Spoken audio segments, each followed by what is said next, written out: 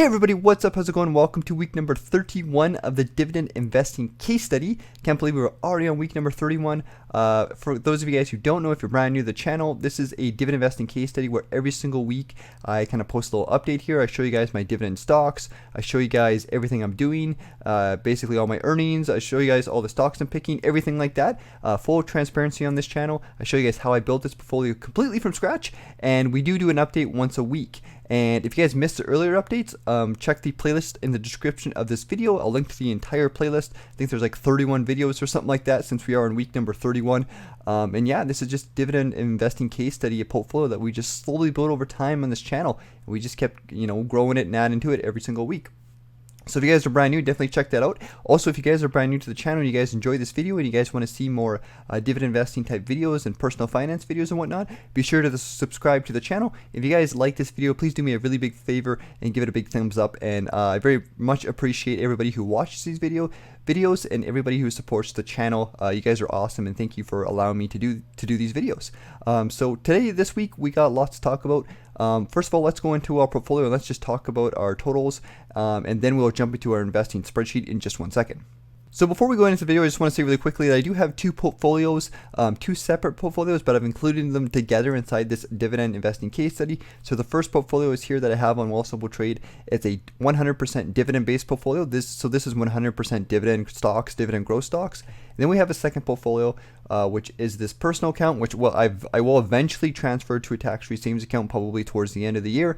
And this is a 100% REIT-based portfolio. So this is all real estate stocks. And I just like to keep them separate just so we can track them. But they're basically inside the same case study, And yeah, I just wanted to keep them separately so we can see the difference between the two. And I got this nice dividend investing case study where I track everything that goes on inside this portfolio. So let's go over this really quickly, guys, and then we'll jump into the actual portfolio itself, and I'll show you guys what stocks I'm going to be buying for this week, and I'll show you guys all the different dividends and stuff that we've earned. So we started this portfolio in January 2020, as you guys can see here, and here are my earnings, and these are like the monthly dividends that we received inside the portfolio. And you guys can see that when we first started, we just made a couple bucks, and it just kind of kept growing from there. The first month we didn't even make $1. I think we made 44 cents. And here's the monthly contributions as well. So you guys can see when I first started this portfolio, it's basically putting like $100 a week kind of thing. Nothing huge, just a little bit extra money I had laying around. And you guys can see that we've just kind of slowly grown. Started off with 44 cents, then we got to $1.61, then $4, then $5, then $7, and you can see that steady progression. And keep in mind, we are reinvesting all our dividends as well. So that's compounding. We want to get that compounding interest going as quick as possible. And then in June, in the second quarter, we got a nice big month of $13. That's where we kind of got near the end here. And starting in July, I wanted to really ramp up the dividend investing case study. I wanted to see how big of a difference it would be if we just started putting all my free cash flow basically inside the two portfolios. So for the dividend, 100% dividend-based portfolio, I ended up putting $800 for the month of July. Yeah, it's been pretty cool. And August here, actually, this is wrong here. It should actually be $950. So this $950 should go up here, and for August, it should be 0. I haven't put any money in August, so I'm just going to fix that really quickly. So that should be 0, and this number right here should be $950. There we go. So yeah, we put $950 for the month of July. We just went crazy, and you guys can see here that the dividends we earned was $13.22. So it's starting to get up there. It's slowly increasing, but over the next couple months, we should see a big jump because we're just putting so much money into our dividends. And keep in mind, guys, we haven't even gotten all our dividends. It's the beginning of the end of the month. They come throughout the month. So you'll start to see it really start to rack up going into the beginning of August and towards the end of August. So on the right side here, we have our total dividends earned, and that's $45. We almost made $50 completely in the portfolio. So after 7 months of investing with dividend stocks, we're almost at $50 in total dividend growth. And this total portfolio earnings is the entire portfolio together. So this includes all the REITs as well, which we will get into in just a second. And total contributions for the dividend portfolio is $4,150, and our total value is currently at, this actually might be $3,000. I think I messed up those. I know that's correct actually. I'm not too sure. I think it's because my deposit I put in, so I'm not too sure why that's so high. But we have $4,150 for contributions. I might have messed that number up because that doesn't seem right. And our total current value is $3,751. So and we'll jump inside my Wealthsimple trade portfolio in just a second here. You guys can see. We'll go over to the tax-free savings account, which is the dividend portfolio, and we can see that we are up $3,751 Canadian right now. This is our all-time, so we are actually up 0.31%. We're kind of starting to get up here inside the portfolio, just slowly kind of starting to get there. And over the course of one day, we are up $9. So we made basically $10 in the last day. Over the past week, we are up $58, which is 1.63%. So you can see like stocks are starting to get up and we're starting to increase our earnings. Over the past month, we are up 3.26%, which is $100. And over the course of 3 months, we are up $153. So this is, after the crash, basically, we're kind of basically recovering. And I don't think we have any data other than a year. We're just up $11 because we did start this portfolio before the crash. You guys can see here, you can see that big dip. This is when it happened, like shortly after we started this portfolio, the crash happened, and now we're just slowly starting to recover. Even though we've been up quite a bit over the past month, like I said, up $153, which is 4%, which is really good actually. We're still down overall because of the crash and whatnot. So that's basically just the way it works. And one thing I also want to mention is I want to give a big shout out to everybody who used my affiliate link inside these videos. If you guys want to get started with Wealthsimple trading, you guys want to invest alongside with me, I'll put my affiliate link in the description of this video. If you guys do use that link, you'll get $10 to invest with Wealthsimple Trade, and I'll get $10 as well. So big shout out to everybody who used my links over the past, since I've started this portfolio. Thank you guys very much. I appreciate it very, very, very much. So let's go over inside the portfolio itself. So I've been buying mostly Canadian stocks inside this portfolio, but I have been buying some American stocks here and there. And as time goes on, I think I'm gonna probably. Right now, currently in time, guys, I'm doing a lot of research in regards to what kind of stocks I want to hold inside my tax-free savings account. And for the most part, I've got a lot of different opinions and stuff like that. And I kind of come to the conclusion myself that there's no right way. It just really depends on what you guys want to do personally. So I'm kind of like learning more about that and whatnot as time goes on. And right now, I have a lot of Canadian stocks with one US-based ETF that's Canadian hedged. So over the next little while, I might change things up. I might start buying some more American stocks. But I also read some things that maybe holding US stocks in a non-registered account, an account that's not taxed, would be one of the better ways to do it. But I got to look into that more. So that's something I'm kind of researching at the moment. But as you guys can see, we have a lot of Canadian stocks in here. Bank of Nova Scotia, CIBC, Enbridge, Fortis, Manulife. A lot of like solid Canadian stocks and solid dividend stocks. And the bulk of the portfolio is based on the VDY, which is the Vanguard Canadian High Dividend Yield Index. So this is like, once again, it's a lot of the stocks we already hold, but it's just spread out, right? And we have the bulk of the portfolio in this, and I do want to add more of this inside the portfolio.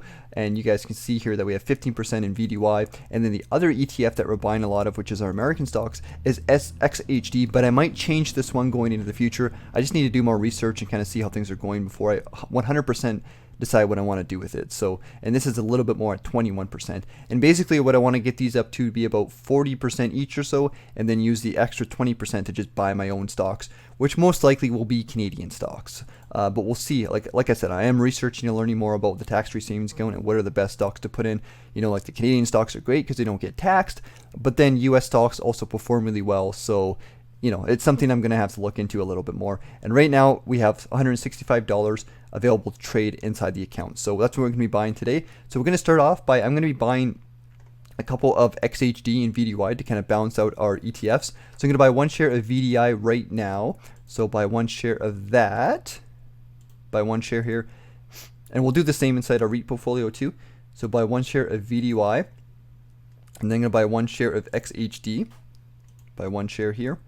We'll see how much we have left over, and then what I'm probably going to do is just stick it in some other stocks that we have. So we'll buy those 2 shares. And the other stock I wanted to buy is, I think I'm going to buy another share of CIBC, because CIBC is a really good bank stock, has a really good dividend yield, and it is quite expensive at $93 Canadian. So I think I'm going to buy one share of CIBC. And our stats for CIBC so far inside the portfolio is it's 2.57% of the portfolio. We have one share, and our return so far is negative 0.17. So we're going to buy one share of that. And keep in mind, the yield for CIBC right now is 6.25%. So that's crazy good yield. A lot of stocks right now, specifically Canadian bank stocks, just have really good yields right now. And I think it's a great time to be an investor overall. And it's a really good time to be a dividend investor, because I think over the next year or two, we should see that recovery happen. And I think it's going to be really good gains for everybody. So I think now is the perfect time to invest for anybody. And I think now is a great time to get started with some really good high growth, high yield dividend stocks that are just good, solid companies. So that's one share of CIBC that we bought. We have $11.52 left. So 11.52, sorry. So I think what we're going to do is, I don't think we have any stocks we can buy with that. So we might just hold it and then use it either next week or as my dividends. We'll probably have a deposit going through over the next couple days anyways. So we'll use that little bit for that.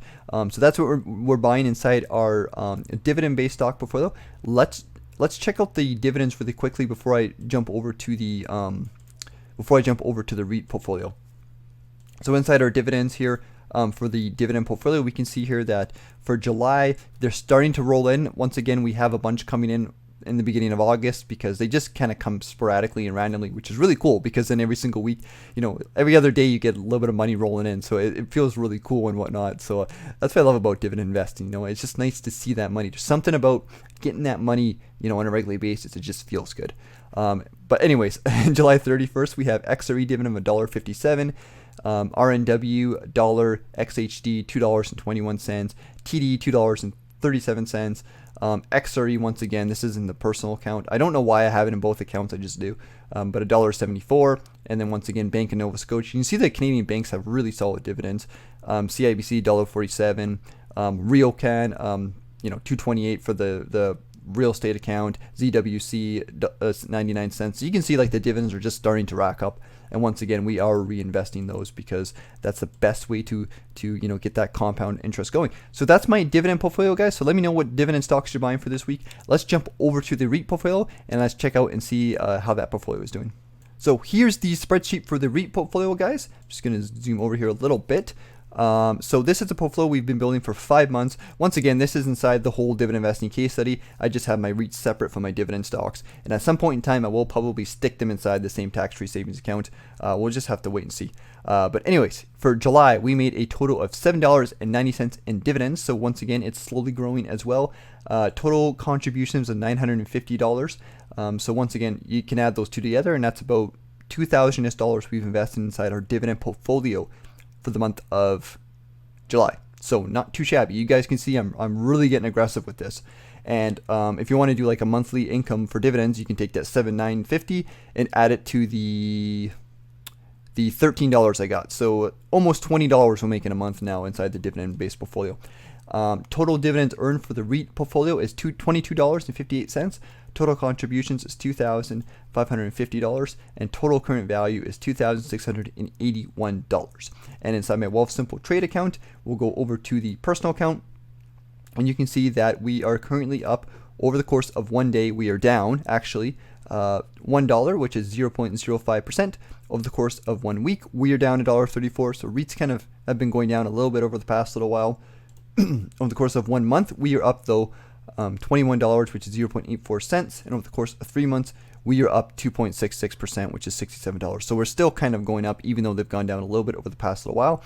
And I think the reason why they've gone down is because Q2 earnings are going out, and a lot of REITs have suffered some major losses. So I think that's why some of the stock prices are going down a little bit. I'm not too worried about it for any of the major REITs, but REITs are struggling right now. So as those earnings go out, people are kind of not too sure and stuff like that. But overall, I'm just going to keep going with them, because I do think I think real estate is going to bounce back and do really, really well at some point in time. And overall, the portfolio is up about $6, 0.22% all time. Here's the stocks inside the portfolio here. So we have BPY.UN, which is Brookfield. We have H&R REIT. We have RioCan. We have Canadian First Asset REIT. We have VRE, XRE, and then ZRE here, kind of going towards the bottom. And we have $155 that we want to trade for this week. And I think what we're going to do is we're going to be sticking the bulk of it into VRE today. VRE is a Vanguard Canadian Capped REIT index. This is the ETF that's going to be the bulk of the portfolio here. And this trades at 26 cents, $26, sorry, per share. And we have 20% of our portfolio, so I definitely want to jack that up. And you guys can see overall this has performed negative 0.78 on the portfolio, and it has a nice yield of almost 7%. So it's a really, really good REIT. And I think it's going to do well, even though REITs are hurting right now, earnings are down. I still think they're going to do well going into the future. So we're going to buy a bunch of shares of VRE today. I'm going to buy about, let's see how much 5 shares looks like on paper. So 5 shares is 133. So we'll buy 5 shares of that. And because I do want to build that out inside the portfolio, and then I'm going to use the extra $15 I think to buy 1 share of H&R REIT. H&R REIT is the REIT we've been investing over the a little bit of time. It's a good solid REIT, but it isn't as, it's hard to say how it's going to do because they've suffered really big losses too. I still think like at the end of the day, most REITs are going to do well. It's just some of them are going to take hits, but I think most of the big ones are going to do well. But we have 33 shares of H&R REIT, total value of $334 inside the portfolio, 13% of our portfolio, so it's actually quite a bit. And our overall return is 5.17%, so that's not too shabby. And the yield for this is 12%. It's just ridiculous. So I wouldn't be surprised if some cuts happen over the next little while. But when it depends on how much the cut is, right? Like they could cut their dividend 50% and they'd still get a 6% yield. So we'll have to wait and see how that goes. But that's interesting, right? Like 12% yield. It's going to be funny to see what happens with some of these REITs over the next little while, if they're going to be cutting or not. But I still think they're still good buys. Like they're still going to grow in value. They're still super cheap overall. So I'm going to be buying them. And even at the end of the day, even if REITs don't perform well, it's not a lot of our portfolio overall. It's actually a very small percentage of my portfolio. So yeah, so that's what we're buying for this week. We'll take a peek at the dividends that come from the REIT portfolio. Let's go filter here. Let's check out some dividends. Let's go into the personal account, and you guys can see like these REITs like XRE $1.74, First Asset REIT 95 cents, RioCan $2.28, ZRE, H&R REIT, XRE. So you can see the dividends are rolling in, and I don't know if we have any coming in the beginning of August. I think we do. We should start to see them. But anyways, guys, so this is the dividend investing portfolio. This is the update for this week. I got a lot of content planned for the future. We got the monthly portfolio updates, which includes all my portfolios, my $50,000, almost $60,000 stock portfolio. So that's like all my portfolios combined together, and inside that video I usually do a deep dive, so it's a bit of a longer video, but that one will be coming up for the next couple days. I also have my monthly YouTube income report that's going to be coming up over the next couple days, so stay tuned for that, guys. So I'm going to end this video now because it's getting a little bit long, but I hope you guys enjoyed it. Let me know what you guys think in the comment section, and give the video a big thumbs up if you guys are enjoying this dividend investing case study series. Thanks for joining me today, guys. Have you guys have a good day, and I'll see you guys later.